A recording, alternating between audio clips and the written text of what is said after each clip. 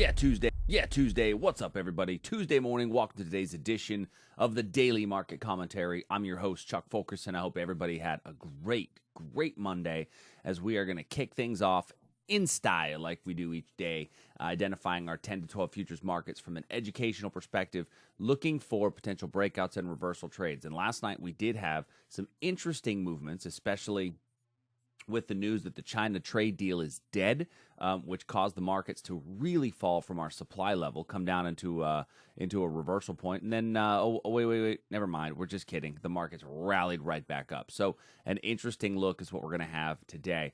Real quick announcement: if you have not yet done it, tradersarmy.com/trader summit. Come to our trader summit on Thursday. We're going to have a live trading session starting at 8 a.m. Corey Lane is going to talk options. Justin Krebs is going to talk what he calls his Build a Bear workshop to understand how to trade bear markets. Ryan Watkins is talking about trader taxation, trader tactics. Al Davidson is talking trader taxation, and Patrick Zielbauer is talking volatility in the futures market. So a lot of really cool stuff that we're going to talk about. Make sure that you road register today. All right, let's go ahead and dive into today's markets. So the S&P this morning, we're up 26 points, but if I take a look a little bit closer to that 26 points that we're up, it actually comes after a really big sell-off in this supply level. And this supply level we sold off.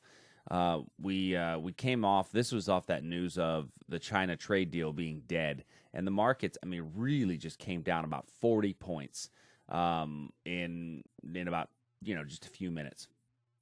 Big sell-off, and then rallied right back up. Now, let's talk about this level. This was our supply level that we had identified, where we anticipated a bit of a reversal. We did get some basing in front of the level, so if you switched to a confirmation entry, you still had the chance to get in. It moved about 2 to 1, and so giving you the opportunity to take some profits. And so now we've got to remove that level, and we're looking for the next area, which would be a breakout above this 31.55. I think that's what we're looking for now, and some sort of basing that would give us a breakout above this 31.55 area.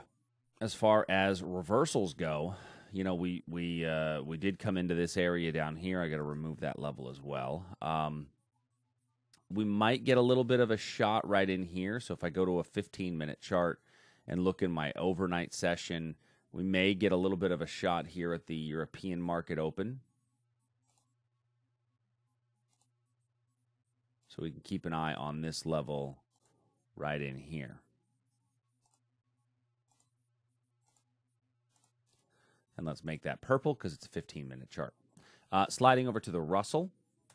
So our Russell level, now the Russell level, we got a little bit of a touch and go away from the level. So we gave it a touch and go a little bit away. So if you did get short on this one, here was your touch. 1, 2, 3, 4, 5, 6 candles later, price was kind of sitting nowhere.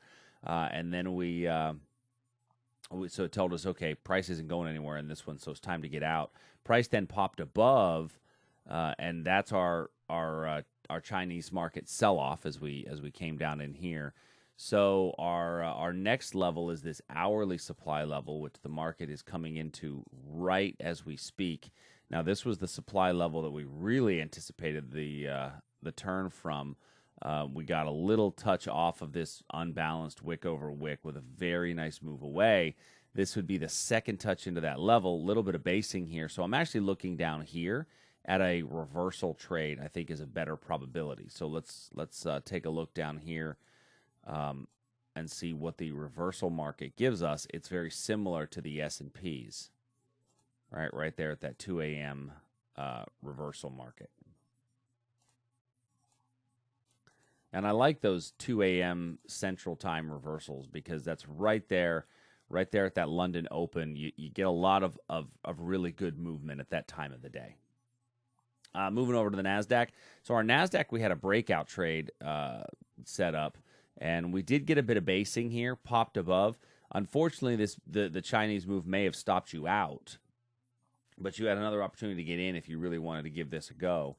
If I go to the 4 hour on here, we see that overnight we set in a new all-time high in the NASDAQ, and we are sitting just below that all-time high at the moment. So I think now the better trade is to look for a breakout if it comes back. If not, then you have that same 2 a.m. reversal level right here. So that level shows up in all of our markets.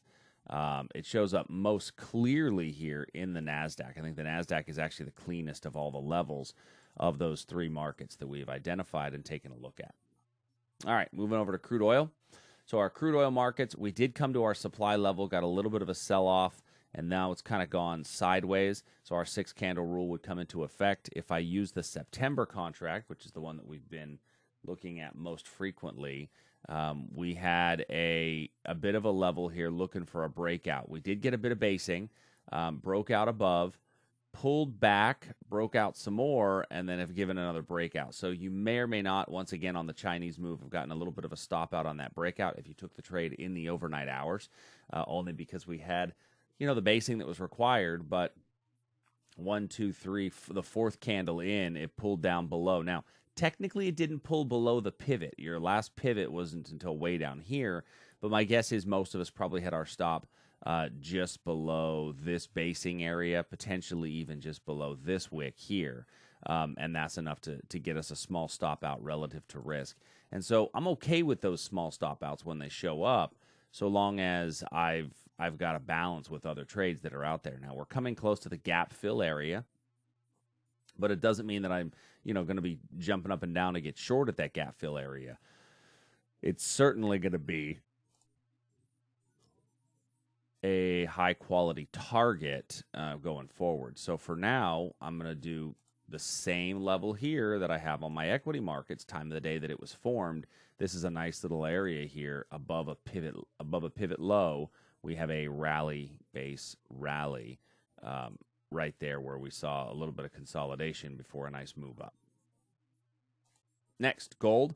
So in gold, we did pop above our potential breakout level yesterday, but we didn't get the prerequisite basing necessary for the breakout. So I think that the breakout play is still there in gold if you want to try a breakout above the 1775, provided that basing continues 1 or 2 more candles. You get a pop above. I think that'll work out for your breakout on gold. Moving over to bonds and currency markets, we did get a couple of small little levels on this one yesterday. That gave us a little bit of stop outs. Our ZN, which is in between which is really our 10-year Treasury note, we are still below our breakout level here. That breakout level hasn't hit, and so we think it's still got a chance to move.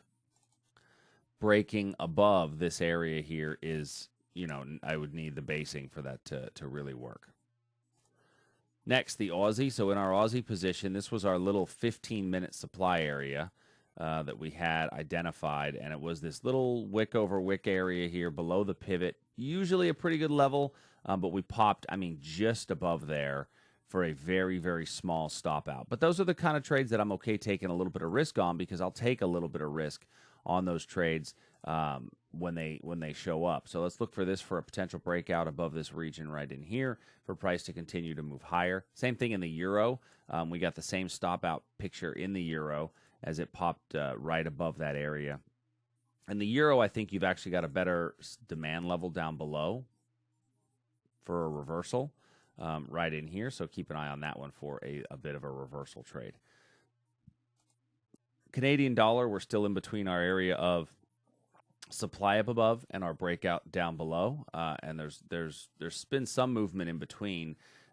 We did come down to this nice little demand area last night during that Chinese move, and now we're looking for the next kind of leg up. Theoretically, we could get a little breakout today for a day trade from here all the way up to here. So keep an eye on that as a potential breakout for price to give you a little bit of a small little day trade opportunity. Great British Pound and Japanese Yen as we move into those two markets.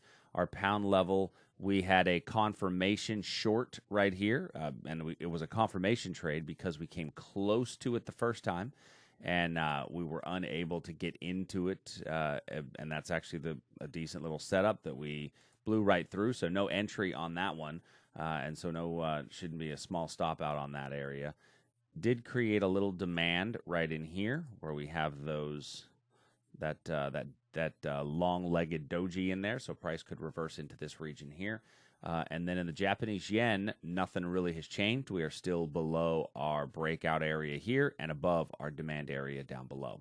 So hopefully this gets your day started right. We want to make sure that you have a chance to get your day started and going the right way. If you have any questions, as always, send us an email, support@tradersarmy.com. Until tomorrow, everybody, have a great day. I'll see ya.